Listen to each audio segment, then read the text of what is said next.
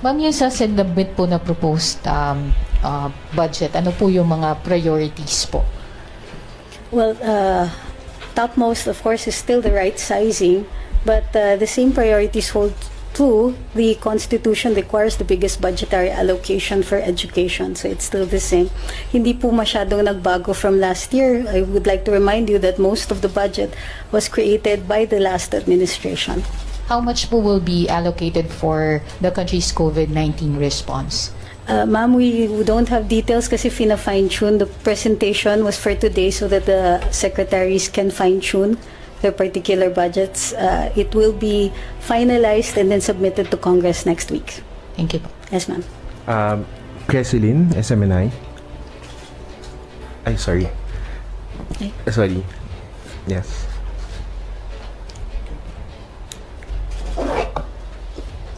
Ma'am, hello. On another topic po, is the President po going to certify the the bill for the creation of the Department of Disaster Resilience po? The President merely talked about it last time. We'll have to wait for him to put in writing if this is going to be a policy directive. Lastly, ma'am, from my end, yung meeting po ni PBBM with Solgen and Chief Presidential Legal Counsel the other day regarding the ICC po. Sabi po ni Solgen, meron daw po sila na pagkasunduan doon sa pulong. May we know kung ano po yun? There are no details out about it yet.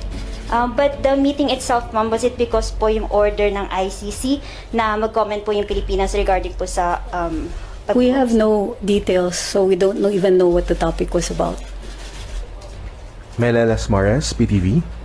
Secretary Trexie, ano lang po yung mensahe ng Malacanang sa publiko ngayon ngang may monkeypox na may mga paalala at ano po kaya yung reaksyon din ni Pangulong Marcos nito nga sa monkeypox? Well, first of all, it's only one case, number one. Number two, as you can see, it doesn't affect the entire population. Number three, this is not like COVID that can be spread by air very easily and could possibly be fatal. This is not particularly fatal. But it is of concern. So his primary concern was to get the information out so that people will be aware, but also to be aware that the systems of the DOH are in place and that this is not the same as COVID. Vance Fernandez. Ma'am, good afternoon. The DOST on Thursday made a statement urging President Marcos to strengthen the program, Balik Scientist Program, to lure back scientifically educated individuals back to the Philippines through employment and opportunities and allowances. This opens the entirely new question on how the President plans to deal with Filipinos of all professions choosing to work abroad over here at home. What economic and employment programs does the President have in line to grant Filipinos better career and financial opportunities here at home to help the economy rather than living for another country? The primary program is to get the economy back on track post-COVID. So a good economy, a thriving economy, is going to help bring back all Filipinos. So that's the primary goal right now, as was mentioned in the SONA. For particulars regarding our Balik Scientist program, we'll have to wait since the call has just been recently made. Alvin Baltasar, Radyo Pilipinas. Secretary Angeles, magandang hapon po. Magandang hapon. Secretary, napag-usapan po ba yung susunod na magiging alert status since tayo ay July 29 na malapit na yung August 1? Susunod na alert status. That will be called by the DOH, so we will have to wait.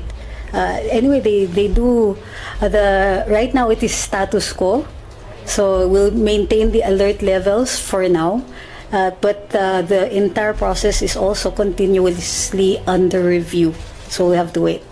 So we expect announcement siguro bago mag-August 1 po? Yes, sir. Follow up lang, Secretary. Is it true na hinire po ni Pangulong Marcos si dating presidential spokesperson Harry Roque na maging private counsel to the tune of 20 pesos? Well, As you know, any communication between attorney and client is privileged and therefore confidential, and therefore we cannot even confirm whether or not he has been hired as counsel.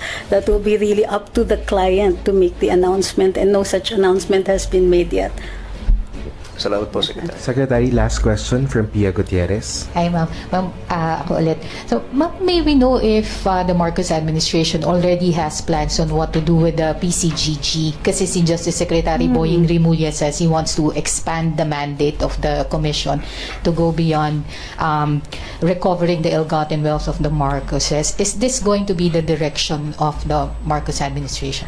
Since it is Secretary Remulla who has made the proposal, we'll have to wait for him to bring it up. So right now, there is no policy.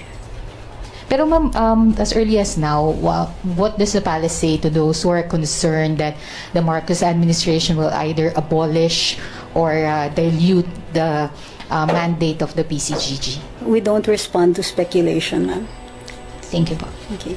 All right. Now, thank you, everybody.